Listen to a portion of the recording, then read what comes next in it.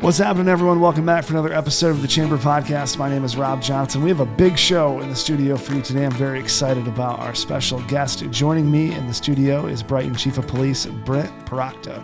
Hey. Welcome, sir. Thank you. Thank you for having me. Well, I know this is your first time in the studio, first time on the show. And first off, thank you for all that you do for our city here. And one of the reasons that I wanted to kind of dive in right away to your background and experience is just I want to kind of enlighten people on what a day in the life is for the chief of police and just kind of let people know more of your background. And Perfect. Yeah, I think it's, you and I had a really good talk kind of pre-show about, the transparency of the police and wanting to let everyone know exactly what's happening and, just in the day-to-day operations of the police force. And I want to really get into your background and then also just talk about what your job is like. 'Cause it's something I don't know. Okay. So Perfect. So just for your background. So how did you get to the point where you became the chief of police in Brighton? Oh gosh. So I actually started my career. I was an intern here. Always wanted to be a law enforcement officer. My dad was retired after 43 years in law enforcement, and he was kind of my guidepost of what I wanted to be. Started here as an intern. Was fortunate enough to be hired on here after I graduated from Ferris in the Michigan Police Corps. Got a job here and worked my way up through the ranks, right? People before me teaching, guiding me, coaching me, giving me opportunities to mold me into who I am and what I wanted to do with the police department. In October of 2022, sorry, I had to think for a second. I actually was promoted to chief, but before that, working with the previous chief, Rob Bradford, giving me the opportunity to see what he does, learn from him during that transition phase before he retired, and then ultimately getting promoted to that full-time position in October of 22. Got a great support team. The men and women at the Brighton City Police Department make my job easy for who they are and the job that they do, and that's where I am today. Excellent. So how does the hierarchy work, and how does one become the chief of police? Is it a election process through the city council, or what is that process like? So the process for me is that they chose to go internally, which is great for our department, right? Allowing people to have the opportunity to have career growth within our department. Our previous chief before Chief Bradford was an external candidate. Why they chose to go that route, that was their decision. So they have the option, right, to go externally or internally for a chief of police. And they fortunately afforded me the opportunity to have the shot, right? So before October of 22, I was actually acting chief while the current chief, Chief Bradford, took a extended vacation to allow me the opportunity to basically try it out, see how I fit, see if it was a fit for the city. And ultimately, we both mutually agreed that, hey, let's do this. And was ultimately promoted October 20th of 2022. So you're about 6 months in. Mm-hmm. So how's it going? It's definitely different, right? It's a learning curve. I'm learning every day. Learning with the the management team, new city manager, Gretchen Gomolka, which is phenomenal to work with.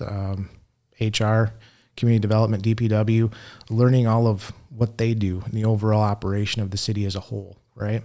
And so I guess it's going good. Again, like I say, I go back to my original statement of I have a great team, and I couldn't be prouder of the men and women for the Brighton Police Department, my deputy chief, my sergeants, the patrol, having effective, efficient communication to make a good quality product to the city and the community and the residents as a whole. So it ultimately makes my job easier.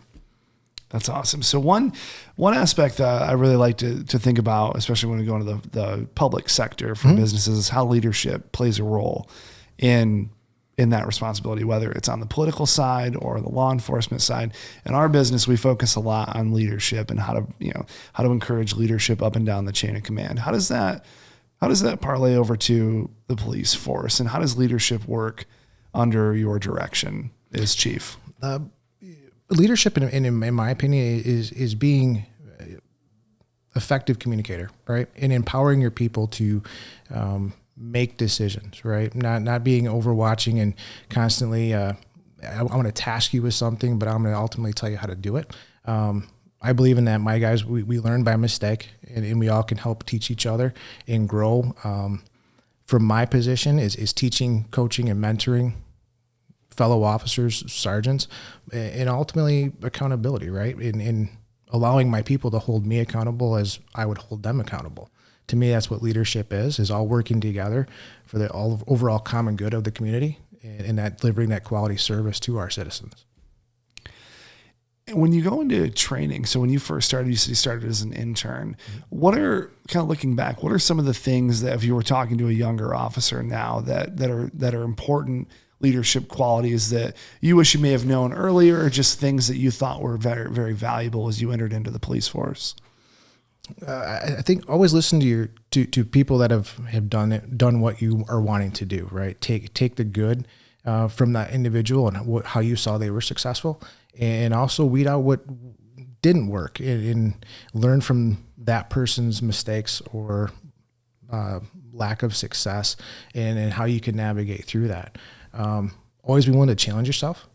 As a younger officer, you kind of just knew, and I probably would have worked for free because I just wanted to get a job and I was having fun, and I still have fun to this day. But and then just embrace that we're customer service. I didn't have that mindset when I was younger, right? And it was, hey, let's go chase the bad guy, make arrest, and there's a time and place, but we truly are that customer service driven organization, right? When somebody calls 911, they expect a service to be professional, fast, depending on why they're calling, and they want things handled. And even if the answer is, hey, I can't, but not even can't, because can't's a bad word. What you called us for is not within our scope, but here's who we can direct you to get you that assistance. That's what I wish I would have known, and I learned throughout my years of, all right, we are customer service. It's not just about chasing the bad guys and arresting people. It's a huge component, but there's more to it. And I would imagine that as you've had all this time on the police force, you have a very interesting job in that there are so many unknown variables that it is difficult to prepare for all of the aspects of everything that you do. Mm-hmm. So a lot of, I imagine, what you and the sergeants and the other officers have to do is be able to improvise and have some type of core foundation of operating principles that you use in order to do your job on a daily basis. But I imagine that all of those unknown variables, because you're working with people, and one thing about people is they're not terribly consistent across the board. Right. And that has to be difficult. So how do you approach that variability in your job? Well, I think is you have true guiding core values, right? And our core values are we provide service with courage, integrity, and professionalism. And as long as you use those as your guidepost of who you are as an organization, you can prep yourself for change. We got into this job knowing that at the drop of a hat, things could change. And that's kind of, you asked me earlier in our conversation is, how do you prepare and what's the day in the life of myself and or any of my command staff or officers? It's really a hard question to answer, because just like today, as we're sitting here, if something hits my phone it's urgent enough that I need to remove myself, I got to go. We're taking this podcast on the road is what you're saying. Pretty much, right? Yeah. And that happens throughout every officer, myself, my command staff's day. I mean, we could have something set, and at the drop of a hat, we're switching to go do something else and then have to come back to that. So prioritizing what needs to get done, that's the only constant, if you will, is making sure we have a prioritized list and we pick at it as we go along our day. Yeah. And that's, and I would imagine, because I hear a lot that, police training needs to be modified, needs to be updated and whatnot, but I imagine it's also very difficult to be able to custom fit any type of training regiment to any particular community because of that variability. Mm-hmm. We train a lot. We have obviously core disciplines that we train to, and that's one thing when I was a sergeant, one of my jobs was being a training coordinator and staying current as best as we could within budget. I mean, we have a budget to be cognizant of, with overtime constraints and ultimately keeping road patrol number one, right? We still have our base principal task is covering the road for calls for service, and training can't supersede taking all my officers off the road to go train, even though we want training to be very high and we want the most current, but I still have to maintain this. So there's a dance that has to be done to make sure everybody's getting the same information, is trained to the same standard. So then we continue on providing that quality service to our community, right? Yeah. There's a lot more that goes into it than what you might see in headlines. And that's one of the things I wanted to bring out in this podcast today was just the intricacies of being able to manage. And as you put it, have that dance between training and having officers on the road and staffing and overtime and city budgets. And there's a lot of moving pieces that the average person might not see fully when thinking about how the police force operates. Very true. If money were no object and staffing was no issue, we could sit half our staff in training and then flip flop, and we could keep funding the machine, right? But unfortunately, we're within the constraints of our budget. And I completely understand and respect that. I value where our taxpayers' money go. As sitting here in this role, controlling the police department's budget with the finance director and the city manager. I love the people here and their support of the police department in the city of Brighton.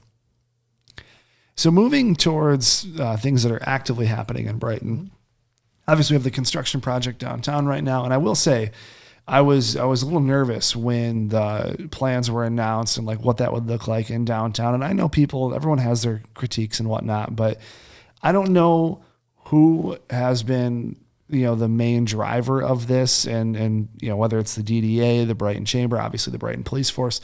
There's been a lot of excellent awareness and, to me, minimal interruption for the scope of this project.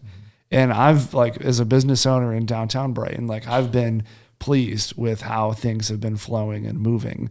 I've seen some critiques here and there, but knowing the scale of this project and the information that needed to be given in order to direct traffic and have this flow moving the way that it is, I don't know what it's been like from your perspective, but to me, the execution seems pretty good. I would agree. I mean, it's a big lift, and you have, our DPW director, Marcel Gosh, and then, obviously the city manager and Mike Caruso, our community development director, and his team and ourselves working together, trying to solve this problem, right? Communicate effectively with the community and business owners and visitors alike to make sure they can get to where they need to go. Safely and efficiently, identify parking. So I think it's just working with good people, good team. And if there's an issue, that's why I like in this dynamic is it's okay to, hey, DPW director, this is what I'm seeing. And we have that positive feedback of we're all willing to help, but that peer-to-peer accountability and talking to each other to have the best product for the overall good of the community. So I agree. I couldn't be prouder, happier with how things are going. And then also being able to be receptive and fluid, if you will, if a citizen brings up a concern or a business owner brings up a concern, if it fits and we can make the change, then sure. Awesome. So what's been the overall kind of the top lines of focus for the Brighton Police right now, and as far as what's going on in 2023? Top focus is community engagement. We want to make sure we're out there. People know who we are. We're not the enemy. We're not the bad guy. Delivering that quality service, engaging our schools. We're trying to increase our foot patrols in all our schools. Brighton Area High School or Brighton Area Schools provides a community resource, SRO, school resource officer for the Brighton High School in the back, but also going to St. Pat's, Cheryl Stockwell, making sure that we're visiting these schools so people know, in the light of everything and the tragedies that have gone on recently, to let them know that we're still here. We're here for you. We're here to make sure you have a safe learning environment. I can tell you our stats have gone up tenfold from pre-COVID to now because we have that drive and push to be in our schools doing those foot patrols. Yeah. And that's another interesting aspect of how the Brighton Police Force works with the county and then the state police, because obviously we had the tragedy that happened in Michigan State, and I happened to be heading towards East Lansing that night that all of that was going, and the amount of police that was heading out to East Lansing, it was nice to see that much support and rallying around such an event. And what was that like for you as the chief that night? Well, I can't take credit for anything responding there. Sure. I can tell you that the interoperability, we had members of our department respond there as members of our Livingston Regional SWAT team. And I can tell you it's chilling, right? You hear that stuff come over the radio. We were, as an administrator, listening to certain things on the radio, having communications with members of the team and things like that. It's difficult. It truly is. No one ever wants to see that happen. But unfortunately, it was because of the tragedy, which is absolutely despicable and unfortunate. The unified response, not only by Livingston County, but Ingham County, all the surrounding counties, agencies, and jurisdictions, it made me proud to be a part of the community that we are in law enforcement, and that we will drop everything to go help solve a problem when people are in need. Yeah. Yeah, that's how it felt. We were listening to the scanner that night, and obviously being on the road and seeing all of that play out. It as you said, it was chilling. It was also good to know that we have that type of mobilization should a problem go down like that. And there's so much support from surrounding counties and police forces. Absolutely. And the interoperability, even at the local Livingston County level, in working with the Sheriff's Department, State Police, and the other municipalities here that have police departments. Me being the new kid on the block too. Sure. The chief command group here is that I know I can call a neighboring chief or a deputy chief or anybody and get a response for a question that I have. The networking and the interoperability, I'm proud to be a part of that too. The Livingston County is a great community to police in. So that's one question I've always had is how does it work when you have the county sheriff and then you have the Brighton police? How does that handoff and, how do you guys work together when you have, overlapping jurisdictions? Is that a way to say it? Or yeah, I mean, we're Brighton City proper, right? We're 3.69 square miles, 3.3 miles of it's the actual land that we police. You count Brighton Lake and stuff like that. That's where our enforcement zone is, right? If a crime occurs in the city of Brighton, we can go outside and take action, outside the boundaries, right? Sure. But then it's just, calling for mutual aid. I mean, we have no problem exiting our jurisdiction proper if requested by Green Oak Township officer or a Livingston County Sheriff's deputy and things like that. Obviously, look at the hand, right? Livingston, City of Brighton, Livingston County, State of Michigan. It kind of is that trickle effect. Livingston County can go anywhere in Livingston County. State police can go anywhere in the state. I'm kind of landlocked unless there's a reason to go outside. But I know if they call us, we'll be there because they can allow that mutual aid to cross boundaries, et cetera. That's cool. So what is your favorite thing about being a police officer? That's a multi. Yeah, I figure there's a lot to it, but like what? Because it's not a. To me, it's we probably use this term a lot when we talk about careers. It's not a job; it's a calling. Mm-hmm. Much like going in the military or choosing to be a police officer, it's a tremendous risk that you're taking by doing this to protect other people, and it's not something that everyone does. And to me, that's a special type of person that wants to do that and has a heart to serve and put your life on the line for other people. So what drives that, and what continues to make you want to keep doing that? I think it changes, right? But ultimately, deep down, like in the very beginning, like I said, it was the excitement of chasing down, I don't want to say run and gun, chasing bad guys, sure, doing that kind of thing. But there's deep down of always wanting to make a difference, right? And making that impact in somebody's life. Some of it's very tangible. You can see the impact that you make in that individual's life.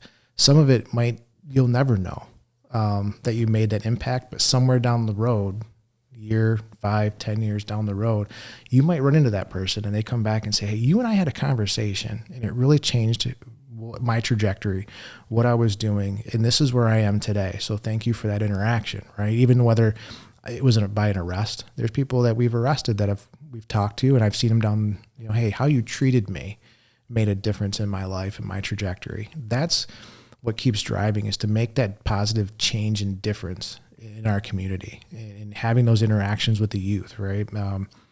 Just today, I was out at a local establishment and I saw these young ladies who were with a mom, and they were playing a game with straws, and they were playing hopscotch with the squares on the floor, and just having that interaction with them and taking part in that, right? The little kids' faces light up. Yeah. It's just wanting to make that overall difference and that positivity. That's the core drive, is to make that difference. That's awesome. So as we look to wrap up, is there anything coming up that the citizens of Brighton should be aware of, or anything that you want to announce here as we look to close the show today? No, I love the opportunity that was afforded to me. I value this position. I value my staff. We've got great people. I truly believe in that core of who we are. We provide that service with courage, professionalism, and integrity, right? That's who we are at the core of our police department. And I couldn't be prouder. As far as any announcements coming up, please be patient with our construction and traffic. I can tell you, having been in meetings, our staff, our management staff, and the crews that are negotiating that and barricading it, they are working very hard in trying to communicate every bit of information they can. And sometimes things change and it's out of their control. And as soon as they get the information that something changes, they're trying to push that down to the community and the citizens. So be patient. We're all dealing with it, right? It's not just the city as a whole. It's us as first responders. It's our DPW crews. It's you. It's everybody. So be patient, because at the end, hopefully that product will be outstanding and people will be like, wow, and it'll be a distant memory when that opens back up. And that's what I try and reassure everyone of, is like, they're doing this for a purpose. They're doing this to make the city, and from an infrastructure perspective, much better. And the end result is going to be worth all of this. And that's what I'm excited about, is seeing Brighton continue to grow, get bigger. Absolutely. So, but again, I thank you for having me. Thank you to the community to embracing our police department and the support. And look forward to hopefully several more years here doing this until I'm eligible to retire. Excellent. Well, I know our team certainly appreciates all that you do, and also as a board member of the Chamber of Commerce in Brighton here, I know we all certainly do as well. So thank you for everything. Great. You're welcome. Excellent. All right, everyone, that's going to wrap up this week's edition of the Chamber Podcast. I appreciate you watching, listening.